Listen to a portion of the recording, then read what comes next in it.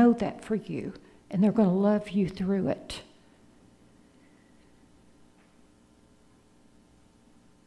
And then as a nurturer and a comforter, a parent, a friend, we know when to lovingly give them space and know when to lovingly let go. So we're non-judgmental. We see the truth for them.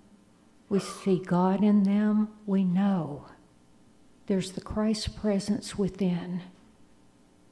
And if they will just look for it, ask for it, simply say, God, I want peace in my life. Would you help me to find it?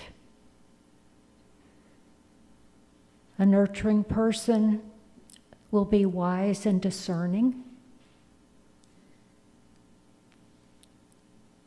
They'll love you enough to comment if there's something they need to comment on. They will be calm and present for you.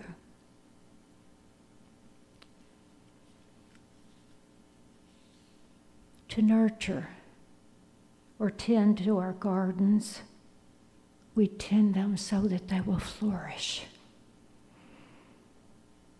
We tend our children the same way. We want them to be strong, healthy, and whole. Same way with all people that we care for. Tend, support, listen, encourage, feed, or otherwise foster, as in foster care.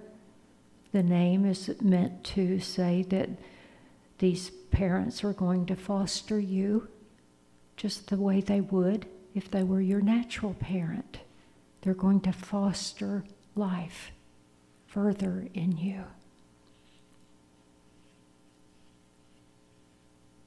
As I said earlier, many people grew up without knowing what that meant, without a nurturer in their home.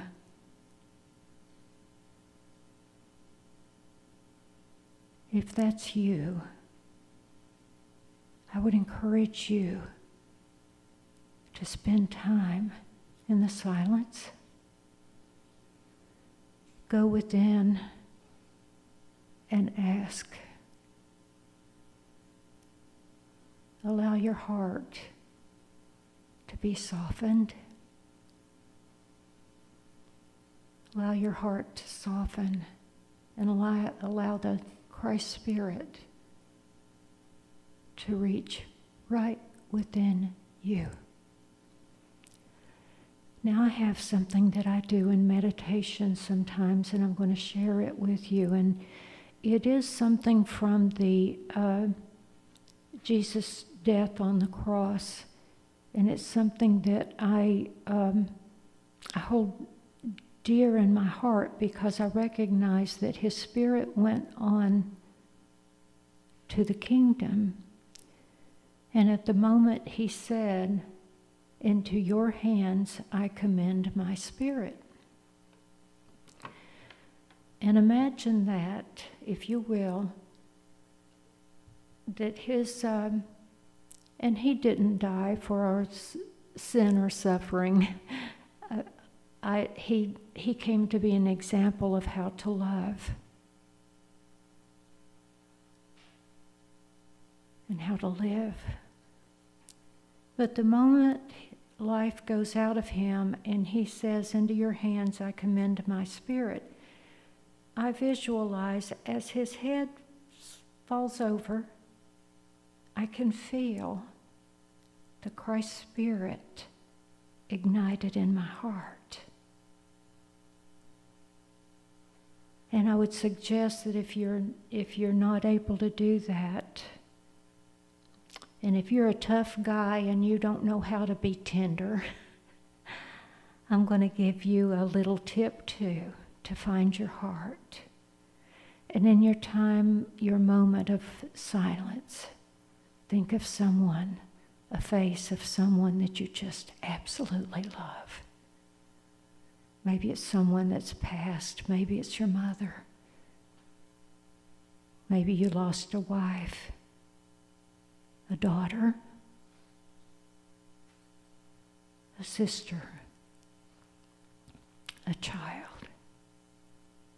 See that face in your mind's eye, and you'll know what I mean when it says to be touched in the heart, because you will feel your heart touched at that moment.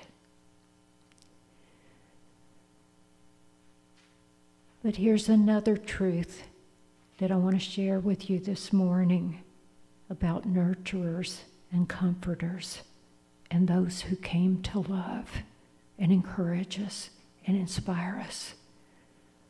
They lived exactly the life that they were meant to live. They weren't meant to stay here forever. They were meant to get you to an age where you could be independent and on your own.